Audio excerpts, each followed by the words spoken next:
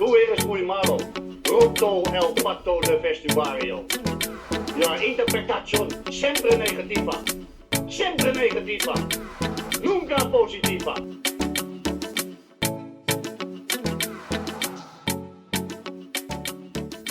Hello, welcome to Siempre Positivo as Barcelona's 11-game winning run came to an end on Sunday in San Sebastian, where they were beaten 2-1 by Real Socieded to leave them 1 point clear of Real Madrid at the top of LaLiga. I'm Sam Marsden, joined by Rik Sharma and Toni Joan Marti. Rik, you are still in Donosti, am I correct? You are correct, yeah. I'm still in Donosti for a few hours, and then we're going to go, with Leanne here, we're going to go, have a day off today, going to Pamplona on the way back for a couple of days before the Champions League. Toni, ¿qué tal? ¿Cómo estás? Good morning. Everything fine. Looking forward to keep working. Nasty days in Barcelona, raining. I'm all the day with the motorbike, so it's horrible. So but well, fine. Yes, back to the fitness routine after Christmas. Took some days to recover from Christmas. 2 weeks more than expected, but yeah, already back today. Yeah, I need to get back to the fitness routine as well. I had a company medical last week and they told me I need to lose some weight, so I'll be joining you, Tony, on a fitness routine. But you cannot play football yet, eh? Why not? Is that like some sort of joke about that I can't play football, or? No, but you mean no, because with what happened in your elbow, I mean, you're totally ready of this? Yeah, I think so. That's I'm putting that down as the reason why I've sort of let myself go a little bit, because of the elbow. It kept me out of sport for a few months, and I came back for a couple of weeks, and then it was Christmas, so sort of I didn't really come back. So now I'm ready to throw myself back into it. Rik, it looked wet in San Sebastian as well. I guess that's like stating the obvious, I guess. Is it still wet there now? No, it's not. Wet and drummy it looked. Yeah, yeah. No, it's not wet at the moment. And actually, the weather's been remarkably good this weekend. It was sunny on Friday in Bilbao and then San Sebastian, and then a bit overcast on Saturday. And on Sunday, during the day, it was sunny as well. And then by the night, the rain came in for the game to create a bit of atmosphere. And yeah, you mentioned the drums. It's the Dia de Donostia tomorrow in San Sebastian.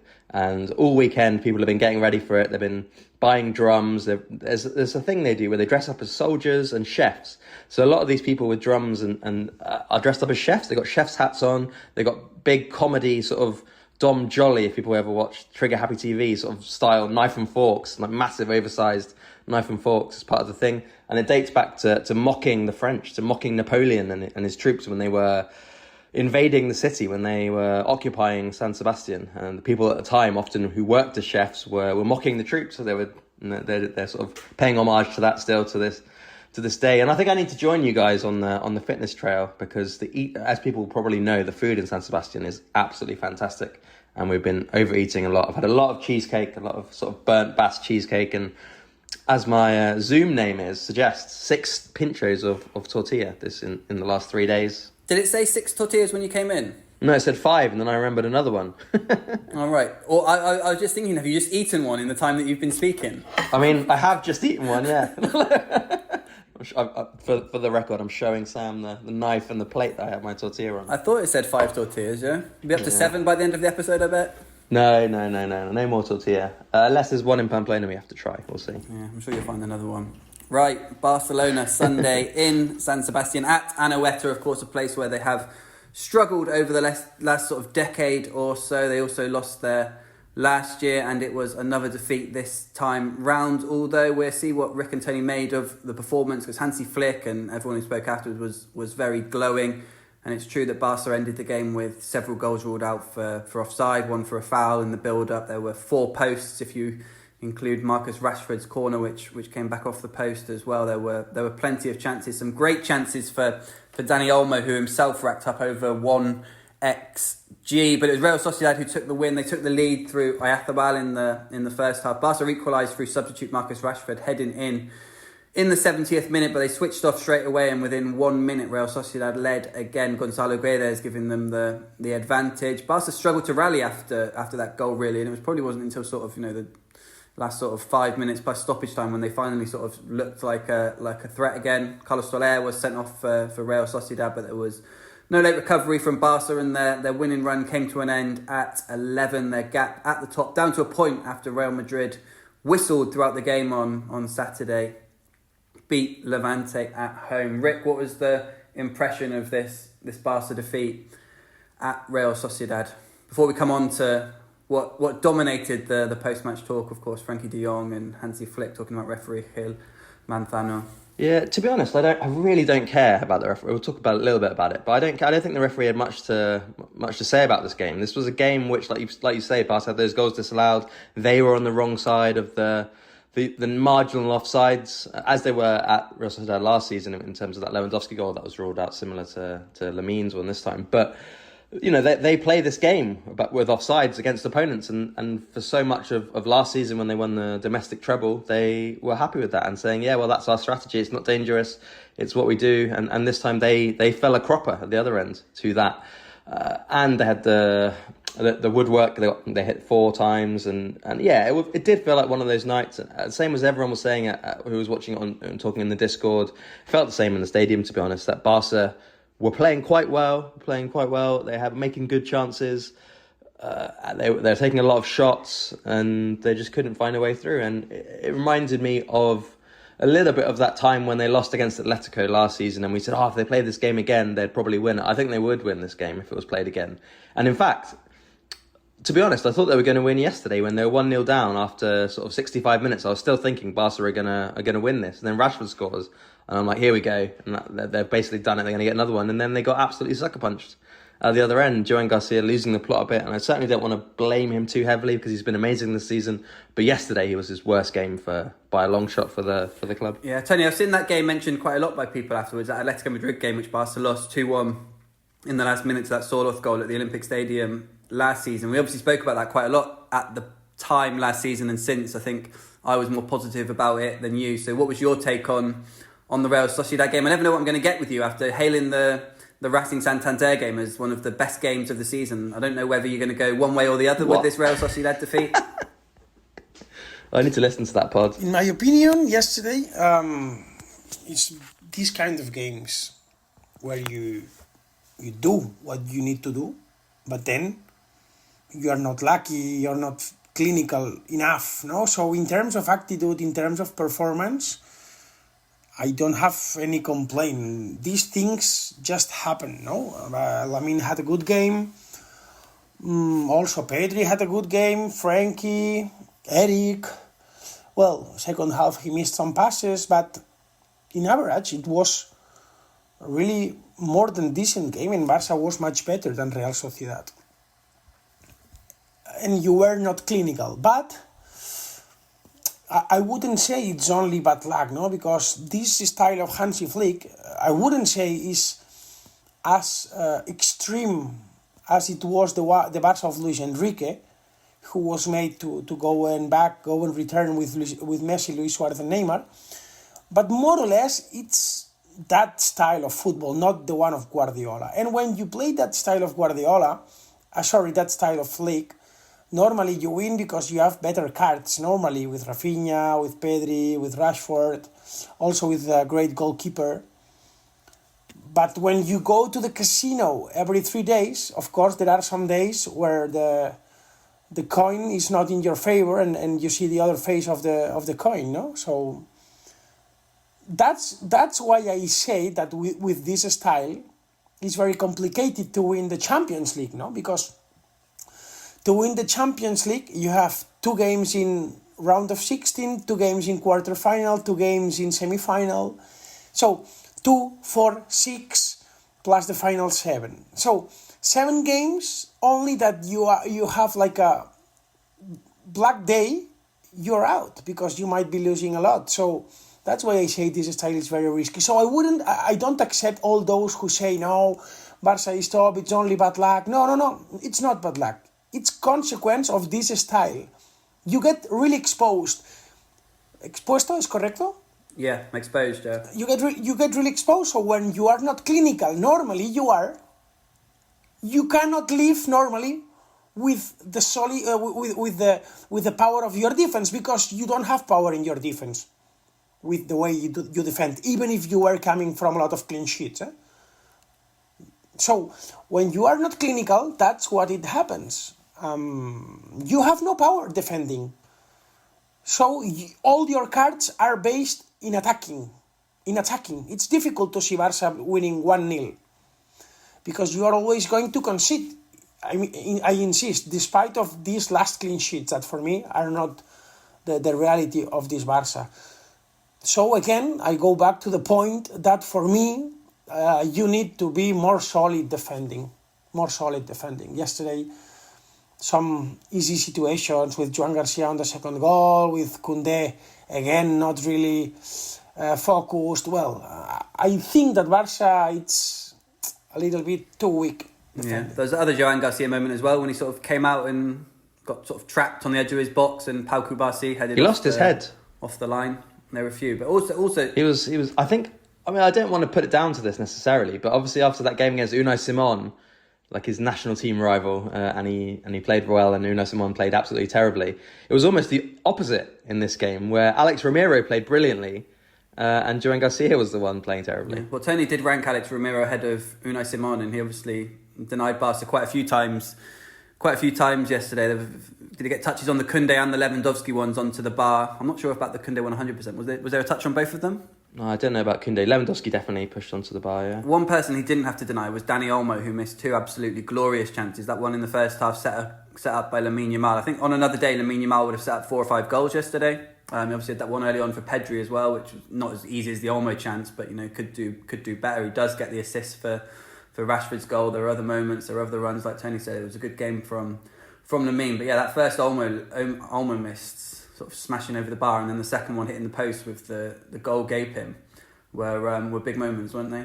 Yeah, I think Olmo's game was interesting to talk about because it was a strange one. Like you say, his finishing was abysmal, like especially from that Lamine assist. That should have been a goal. The post one, I don't blame him so much because, and I'm not blaming Ferran here because he was trying to get the ball, but he slid in to try and get the ball, and then Olmo, it kind of blocked Olmo's view of the goal. Like, there was nowhere to shoot. He had to try and avoid Ferran, and he hit the post because there was nowhere else to aim it. But yeah, his actual performance wasn't too bad. Like in terms of involvement from the left wing was quite good. And I've been quite interested in the idea of seeing Olmo playing on the left, coming inside and contributing. And I think he actually contributed more than he does sometimes when he's playing as the 10. But his finishing was shocking. How was the shape of the Barca team? Obviously, you don't appreciate it fully on television. Obviously, Rafinha was missing. He had a slight injury. He didn't play. We'll see if he's back for the Champions League on Wednesday. But rather than bring in Rashford on the left, like you said, it was Firmino and Olmo, with Olmo on the left. Was it as straightforward as that? Was there much rotation between them and the front line? No, it was fairly straightforward, except instead of... So, like, Rafinha will sometimes go outside and Olmo never would do that because he's obviously not fast enough to do that either. So he would come inside and the team was like a little bit lopsided, but not in necessarily a negative way because Barca created quite a lot. They had 23 shots, I think. They were peppering the goal. And I think, we don't need to talk about Shark really because there's nothing to talk about. He didn't get involved. How many shots do you think Ferran had out of the 23 shots that Barca had? I had one, which was sort of a snapshot from edge of the box, which was well saved by Romero, but you have to save. Yeah, that was it. One shot out of 23, and he's the striker in this team. Let's look at the Gil Manzano comments then, because they were a big talking point after the game. Frenkie de Jong, like Rick said, we'll see what Tony thinks. There weren't sort of loads of decisions in sort of themselves controversial of him going against Barca. The big one which went against Barca was the Lamine Yamal goal, which was just before the half-hour mark, I think it was. Just before the Oyarzabal goal, so still when it was 0-0. It's a slightly strange one because it's kind of like Koundé sort of in a challenge for a ball rather than like passing it and it sort of breaks free and Yamal sort of steps in and bends it home and supposedly he's just offside. It's a little bit similar to that Lewandowski one where you've got the images last year from him offside against Real Socieded, and it was, it's hard to tell whether it is offside or not. I guess it was given offside at the time, wasn't it, Rick? Yeah. Flag went up at the time, which kind of half is important, I think, because I've heard this thing in the Premier League at the moment where there's like a 5 millimeter sort of leeway. It's something to do with some Liverpool goal they scored recently, and they got Wirtz got given the leeway, and then people have been upset about. But I think the important thing there is you only get the leeway if the flag doesn't go up, right? Is you can't get involved and reverse a decision because that's not a clear and obvious sort of thing. But anyway, there was this really, really tight Lamine Yamal goal, which I'm sure you've all seen the stills of, etc. now. But anyway, Lamine Yamal, Frenkie was was asked about that, and he wasn't so much critical of the offside. He was like, well, if it's given on the pitch. We've been told that it wasn't, etc. But what I do want to say is Gil Manzano basically went off into a monologue about Gil Manzano being arrogant, not talking to the players, and Frenkie, as the captain, obviously in theory has the right to speak to him. He says, I try and speak to him, and he looks at me with a face like, what are you talking to me for? I'm better than you, etc. And then he sort of, he wasn't criticising decisions so much. And then he sort of spoke about the added on time. There were 9 minutes added on at the end of the second half. And obviously during that time, Real Sociedad, as any team would do, Frenkie wasn't criticising Real Sociedad necessarily, taking time over throw-ins, goal kicks, etc. And he said to Gil Manzano, look, keep an eye on this, add on some time. And Gil Manzano couldn't wait to blow up. I think he probably blew the first one before the 99th minute, 98:59 or something. And Frenkie said he said that to him, and that was why he got booked. And then that sort of was put to Hansi Flick. Hansi Flick was asked about Frenkie's comments, and he was like, look, I don't like to speak about referees, but Frenkie's right. He was asked by Elena Condes, I think, if he thought Manzano was arrogant, and he basically said yes. He said, I don't think he said yes in itself. He said, I knew about this before the game. You could read about this before the game. So he was basically saying, yes, I know he's arrogant. He sounded like he was reading Twitter, Hansi Flick, because he was like, I was reading comments about it before the game, like people commenting on it. Yeah, so there was a lot of anger from Barca towards Gil Manzano. But Tony, what did you make of Gil Manzano? Is it a bit of a sideshow, a bit of a distraction? It doesn't feel like a game that Barca lost because of the referee himself. Perhaps there's some debate or doubt over the Lamine Yamal goal, but that's not really down to him, is it? No sé. The offside was offside, no? And the second offside is also offside.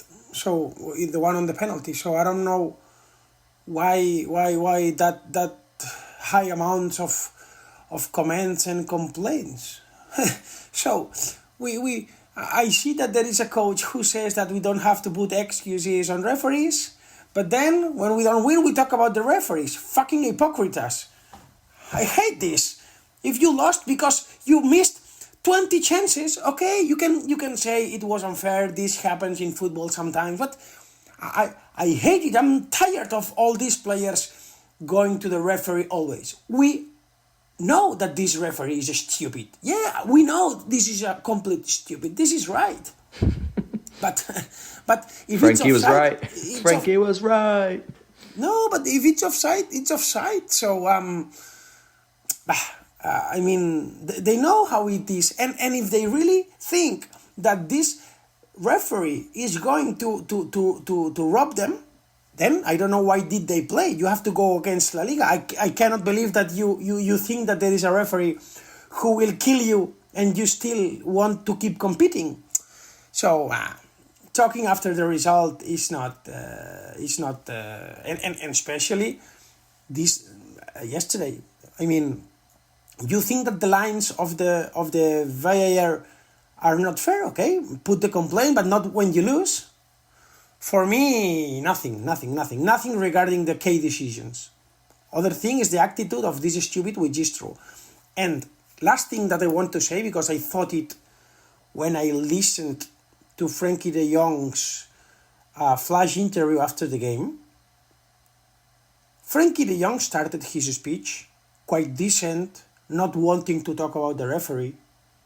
Just few things, saying that they need to score, that they played better, all fine. But the journalist asked him seven times.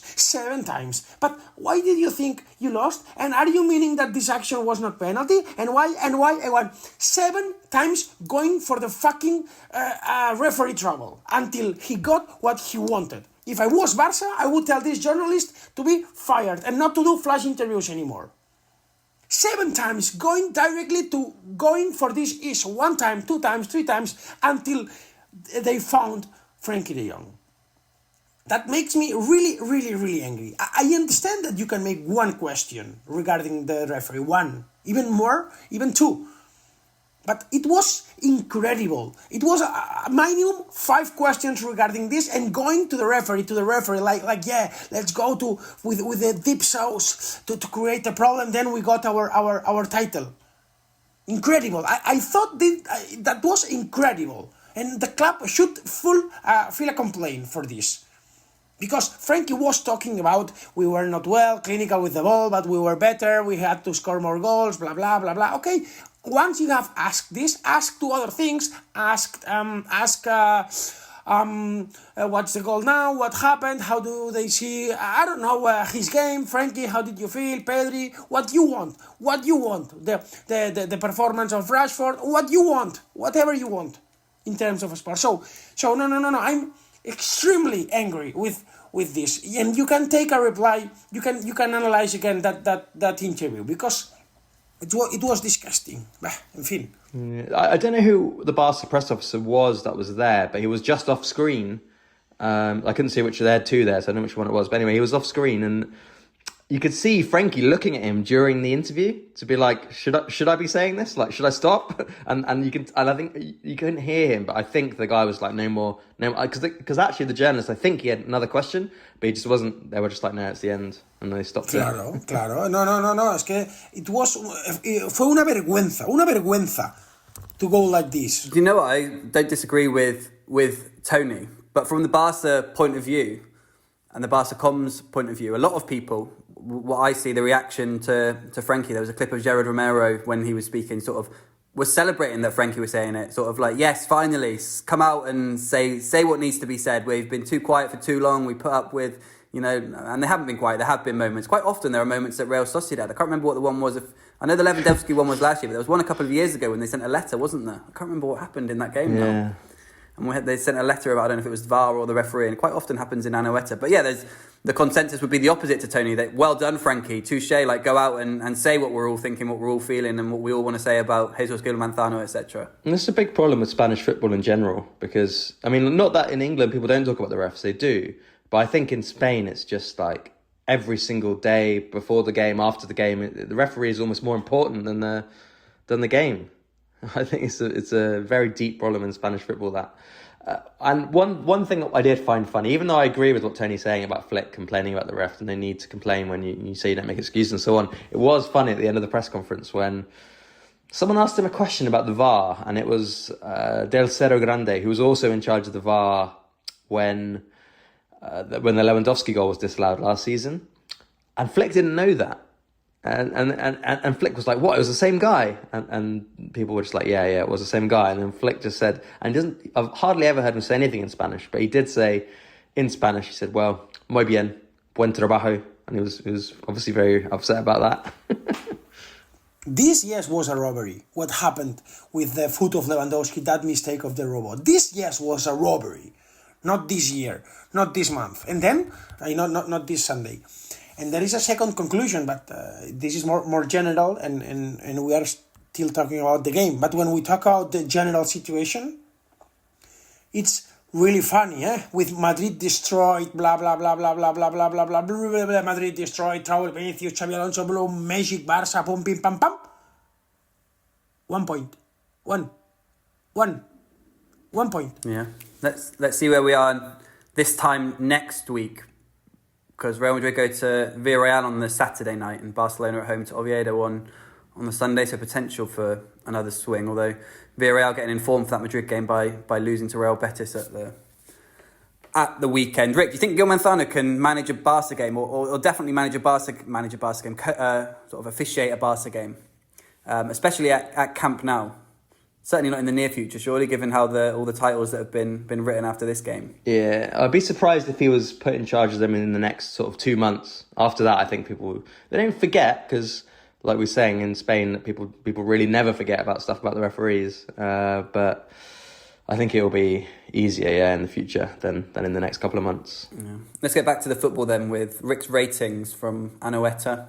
Yeah, Joan Garcia, 4 out of 10, like I said, his worst performance for Barca. Lucky with that one that Kubasi cleared off the line. Jules Koundé also 4 out of 10. He was really, really bad yet again. And I was really surprised when he stayed on and Balde was taken off when Cancelo came on in the second half. And Koundé, I mean, like in the first minute, that goal disallowed for Oyarzábal. That was Koundé completely losing track of where Goncalo Guedes was. It was like he was just, he sent him for a taxi, as they used to say on, was it Soccer AM, when things went wrong. Taxi! Yeah. That was, I mean, I liked it at the time, but yeah, not a good show. Kubasi, 5.5. I've given him a little raise on rating I would have given him because of that header off the line. He saved Barca a goal there, though. It didn't help them because, like Flick said and you said earlier, that Barca's kind of spirit was killed when they let in the second goal, and they couldn't play in the last 20 minutes how they played in the previous 70. Eric was okay, I thought 6. Balde 6.5. Frenkie and Pedri 7s for both of them. Thought they were decent. Lamine probably was Barca's best player. 8 out of 10 for me. Fermin 6.5 was okay. Not his best. He obviously had that goal disallowed, nicely taken, but the foul by Olmo in the build-up. I found it quite hard to rate Olmo, as Jack pointed out in the Discord during the game, that it's difficult to give him a rating because he did quite well and then he did really badly with his shooting. But I've looked at Olmo and I've looked at Ferran in the same way I used to look at Dembele and Griezmann, in that I prefer a player who's doing stuff even if the stuff goes wrong, because that in the future that's how you're going to get things done, is by being involved, taking shots. So I've given Olmo 5.5 and Ferran 5 because he didn't contribute.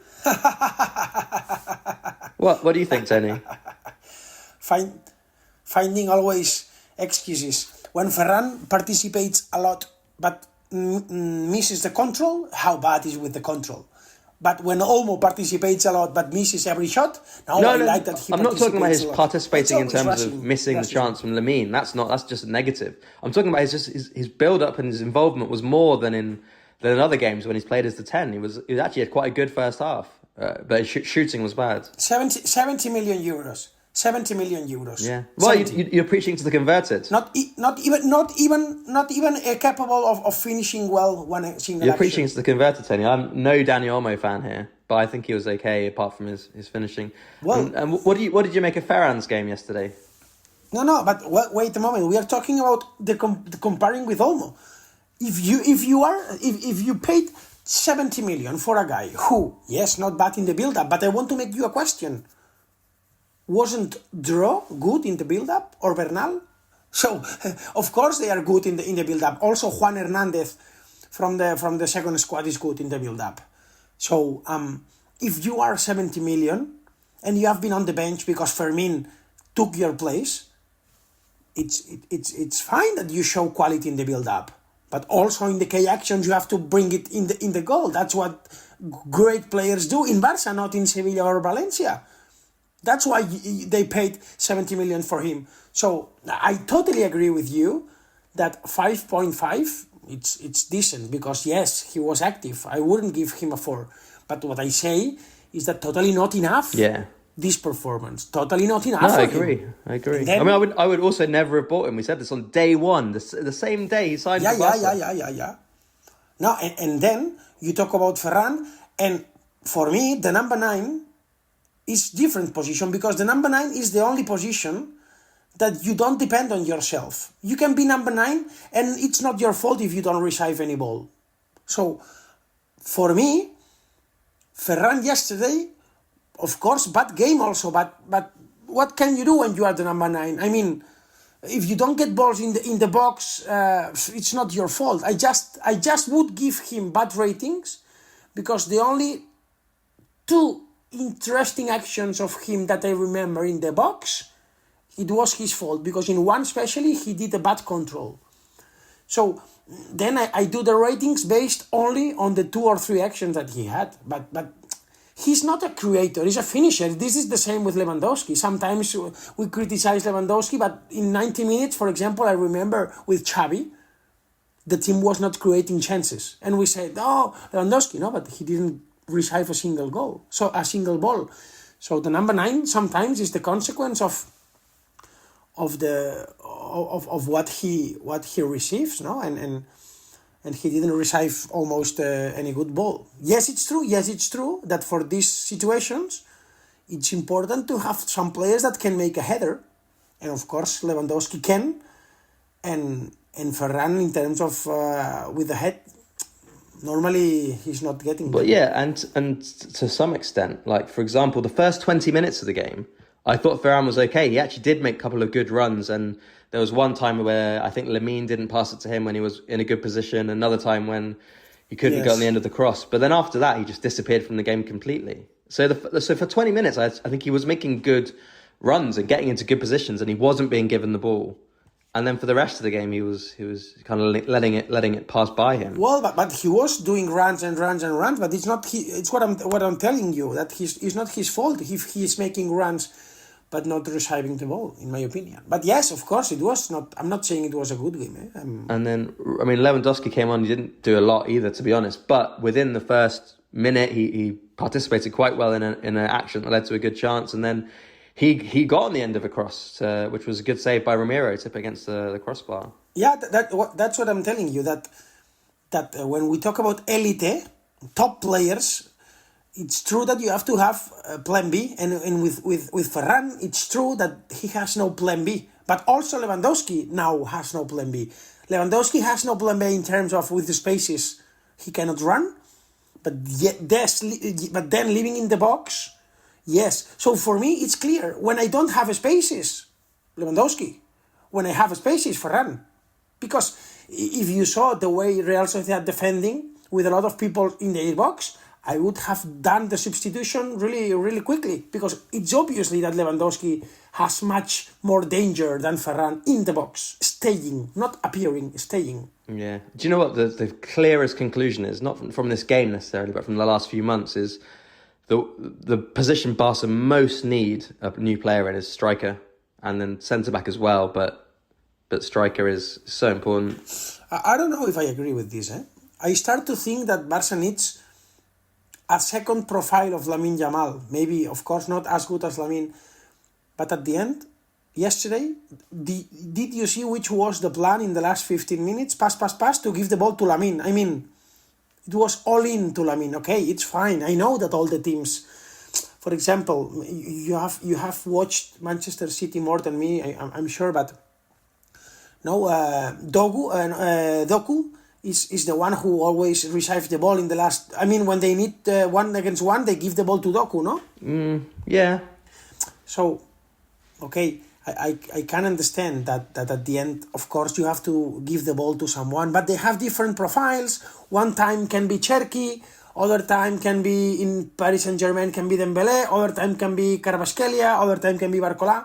But in Barça, there is only one profile who is able to create something with a lot of defending, with a lot of defenders in their box as they were yesterday. So I'm starting to believe, checking the numbers of Barça, the amount of goals that Barça scored, and the good numbers of Ferran and Lewandowski, that more than this, you need a winger, a left winger, in my opinion. Someone who is also able to create danger, because you don't have any profile, only Lamine. Yesterday we saw it, only balls to Lamine, and let's see what can you do. I don't know. Obviously they didn't have Rafinha yesterday, which is funny because it was big news before the game, because he's been so good recently. But then when the game started, it was just so insane. I kind of forgot about it. They weren't playing with Rafinha. But it's hard to say that if Barca have very limited amount of money, the place they need to spend it on is a position where currently their best two players are, apart from Pedri, Lamine and Rafinha. No, sure, but I imagine that if you play with a left wing, you can go with Rafinha as a number 10. I know it's not his best position, but you can go with Rafinha as a number 10, or maybe Rik, a hybrid option, someone who is able to be number 9 and left wing. Yeah, Isaac he's not going to move now. Obviously, he's just signed for Liverpool, but... Yeah, but this kind of profile, exactly. This kind of play that can be in both positions. Rick, any ratings for Rashford or Cancelo? Rashford obviously came on and got the goal. Cancelo came on for his second Barca debut. Looked like a player who had not played very much football in Saudi Arabia recently. I guess for Rashford, I'll just give him the basics rating I give any player who comes on and scores a goal and doesn't do anything else really. Is a 7 out of 10. Like 7. Gil's rating. Gil's rating. Yeah. Yeah, Cancelo wasn't very good. Although he did put in a cross that should have been a goal, which Koundé obviously hit the woodwork with. But yeah, he was rusty because he's hardly played for months. He was injured, then he got unregistered in Saudi Arabia. So I don't understand. I don't know if you guys talked about this on the last pod or not. Why he didn't get minutes against Racing Santander, even if it wasn't in defence, even if it was on the wing. No, didn't talk about it. No, just because it was maybe Flick thought it was too soon. The game was quite tight because obviously the goals came late in the game. Maybe he didn't want to throw him on when he hadn't played. He'd obviously trained only on the Wednesday, etc. Yeah, but did you not think that? I mean, maybe Flick wasn't anticipating needing to throw on Cancelo to try and get a result at Anoeta, but it was not ideal sending on this player who's hardly played any football just for his first minutes while desperately trying to get a result in a more important competition than the Copa del Rey against tougher opposition in a more intense game than against Racing Santander. I mean, I think that was a mistake not to use him at least 20, 30 minutes against Racing. A more important competition, but a game and a competition where you've got more margin for error. True. But, I mean, we'll see. Obviously, Cancelo has got a lot of detractors, but that's a profile that I think that kind of fits what Tony was saying. Someone who can create, someone who can put balls into the box of very high quality and create chances when the game's blocked. Cancelo can do that from the bench. Well, that's what Flick said, wasn't it, ahead of when they signed him? Against teams that sit deep, and when you need to break them down, Cancelo can help there more than in defence. Yeah, it's true. Yeah, Flick knows Cancelo is a bad defender, but maybe with Balde, you do need to keep him fit. You don't want him to get injured. That'll be big trouble if he gets injured, Balde. So maybe that does make sense to use him there sometimes. But Koundé's you've got to bomb him out of the team for at least a month, in my opinion, and get whatever's gone wrong with him. If it's fitness, I think it is. He's quite a fit player, but.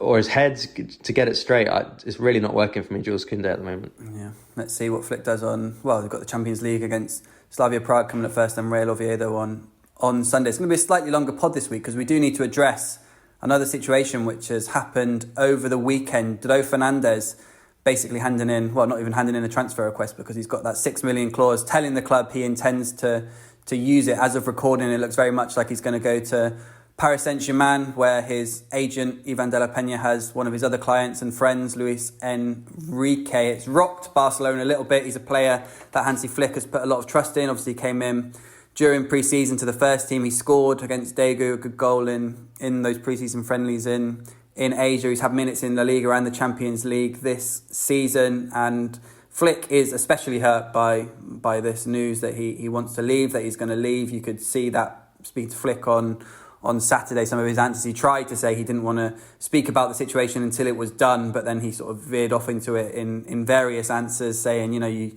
bring these players up, you give them confidence, you put belief in them, but these decisions happen, they've got people around them. And then he spoke about sort of wanting to play for the club, and if people don't want 100% be at this club playing for these colours, then he doesn't want them. But you could see how much he was hurt, and it is a surprise. I mean, the reasons coming from Dro's camper that his pathway is a little bit blocked at Barcelona. We did a piece on ESPN about some of the youngsters at Barca, and everyone you speak to sort of compares him more to a Thiago or a Pedri than sort of a number 10 or a winger. But in this Flick system, with the way they play, his role is more as the 10 or as the winger. So for starters, they say he doesn't see sort of a clear position for him, whereas, at PSG, for example, we'll see whether it's financially or sporting motivated, whether he can play as one of the two sort of eights in the PSG team, getting minutes there. But he doesn't see a clear role under Flick, which is ironic, I guess, given Flick is the one who's put so much faith in him. He was playing for the under-19 B team, not even the A team, I think, when Flick plucked him up. He did play a few minutes, I think, for Juvenil. And that he doesn't sort of see that. And even in the 10 and the 11 position, obviously he's got sort of, Fermin, Olmo, Rafinha all playing ahead of him. So they're the reasons given by the player. Tony, I can hear you making lots of noises about this. Do you have a strong opinion on everything that's happened with Dro Fernández in the last few days? Sí. I'm very hot. I'm very hot with this. I'm very hot with these fake people, and I'm really against that speech of Hansi Flick acting as if he is angry and 100% and all these things. Mira. Okay. First of all, in life we have to be consequent. Okay? ¿Cómo se llama? Sí, consecuente, ¿no? Está bien dicho. No, keep going, because I don't know exactly what you mean, no? That you have to do what you say with facts. Prove what you say with facts. Not consistent. With words. You have to be consistent to your words, yeah. Consistent to your words. Now people are criticizing that Dro is departing. I want to ask you a question. Dro is special for Barça or not? Is a special talent, yes or not? For me, personally, from what I've seen of him, no. No. For you, no. For the club. I suppose so, yes. They consider that, yeah. Okay, then if you are special, you have to receive a special treatment. Let me see if you can ask me this question, Rik. Betis Barça. Okay? Betis Barça. 6th of December. Your favourite day? Betis Barça. Winning 1-5. 1-5. 30 minutes to go. Do you know how many minutes had Dro that day? None. Zero. Oh, no, you're leaving us. You are a traitor. Come on. No, me cago en mi puta madre. Because if you have a jewel in your youth teams, and you're winning 1-5, a jewel, and you don't give a single minute. Hey, it's not over, Rik. Barça Eintracht Frankfurt, 0 minutes. Barça Osasuna, 0 minutes. Then I can understand, Eintracht 2-1, tough game. Okay. Osasuna? Okay, the second goal only arrived after 86 minutes. But give the guy 5 minutes. With the extra time, it's 10. Wow, 10 minutes for this guy is golden minutes for this guy, 10 minutes. No, you wanted to bring Casado and Bargi for 2 minutes instead of him. But now we reach the best ironic situation. Guadalajara, Barça, Copa del Rey. A game who could also been played by Samuel Marsden without elbow. Do you know how many minutes Dro got? 0. I tell you, don't breathe. I tell you, I see you in the cam. 0 minutes, Dro. Guadalajara, Barça, 0 minutes. He was on the bench, wasn't he? He didn't come on, yeah. Yeah, bench. So my question is, you think that you have a special talent and you treat him like this? Now why are you crying and doing this hypocrite speech of the players? Is he special or not? If you think that he is not as special to prioritize him over Joffre Torrens or Bargi or Christensen, it means that he's not as important as you say. So let him go, bye-bye, 6 million euros, and good luck. No, now crying, now the guy is crazy, what he's doing. No. Life is factos. Draw. We think you are very important. That's an elite Tony quote. Life is factos. Yes, I hate that the people now doing the theater. No minutes. Barcelona has made clear his opinion with this ratio of minutes. No minutes. He has not played a single minute in all these last 10 games. Because Fermin, because Olmo, because Bernal, because Casado is there. Okay, then if you tell me that all these players are there, you are already giving the answer to the guy. You cannot play because a lot of players are ahead of you. Then what would you do? Because the guy has been always really polite, no complaining, no putting bad face, nothing. He just arrived the moment and personally spoke with Flick last week and said, I want to leave because I see my reality here. And this is mistake of Hansi Flick. So now don't tell me speeches to get likes in Twitter and acting as if you are the biggest Barça fan of your life. Hansi Flick is doing superb work in Barça. Superb. Incredibly amazing. The best thing that Barcelona has lived in the last 5 years. The arrival of Hansi Flick. No doubt about it. Extremely top coach, top person. But big part of the departure of the Draw is... Well, let's see how consequent Dro is with his actions as well, to use Tony's consequent word, because, if he goes to PSG, let's see what the plan is there and how many minutes he gets there. You want to bet a dinner? How much minutes he will get with Luis Enrique? You don't know Luis Enrique, I think you don't know Luis Enrique if you say this. Not as well as you know. No, I know how brave he is. Yeah, I mean, from my perspective on Dro, I don't disagree with what Tony is saying. I think if the club consider him a special talent, and they should be using him more, the same way they used Lamine Yamal a lot as a substitute and so on when he was breaking through, before his big breakthrough, and so on. But at the same time, in terms of actual performances and results, I hadn't really seen anything from Dro in the 8 games he's been given by Flick this season, the 8 appearances, that made me think, and I'm not saying he's not going to be a great player, but made me think this guy's going to be a great player. Yeah, I mean, but it's hard to say because we've spoken about this several times. The bar is so different at Barca now. He's only just turned 18 this week on the flight back from the Super Cup. Obviously, those images of Rafinha giving him his birthday cake and everyone singing happy birthday, which will be iconic now, given that was the last we'll see of Dro in any sort of Barca colours. But, he was been 17 this half of the season. I know what Tony's saying, like, if you do think you've got a real top star, and perhaps that's the issue there, perhaps Barca don't, because you would be using him if you thought he was ready now, if you thought he was this top jewel. But how many minutes should he be playing at that age? Maybe there was a fortune cookie hidden in the cake and it said, cracked it open and it said, your future lies in Paris. Sam, life doesn't wait. Life doesn't wait. If you tell me that you love me, but you cannot meet me today because you have to buy a turtle, and the following day you cannot meet me because you have to walk for the city, and the other day that you have to go to a museum, and the following day that you cannot meet me because you want to write a poem in front of the sea, and the following day that you cannot meet me because you will spend your whole day in the supermarket, and in the following day you tell me that you cannot meet me because you want to do yoga during all the day. What are you telling to me? That I'm not a priority for you. So life is about factors. I know that he's only 17. And I know that Xavi and Iniesta, they were not consolidated in the first team until they were older. But then be smart as a club, and if you know that he has only 6 million clause, put him a little bit more, and once the release clause is 60, then you can play with this. I'm not in favor of doing this, but at least if you look it on a business from the business side, be smarter. Es igual.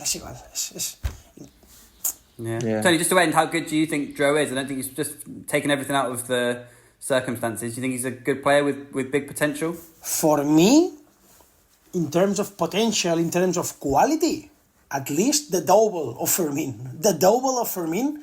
And more than Casado and than Frenkie. In terms of quality with the ball. Quality with the ball is not all in football right now, eh? Luckily it's not all. Yeah. I'm not saying he will be top player. I'm not saying this. I'm not able to take to know what would I have done if I was Barça, to put him on top or not. For me, I think I should see him more. I have to be honest, and I have not seen Dro enough to say yes, what a loss, what a big loss, what a disaster his departure. Because Hansi won't put him in the team, so we haven't had the chance to see him enough.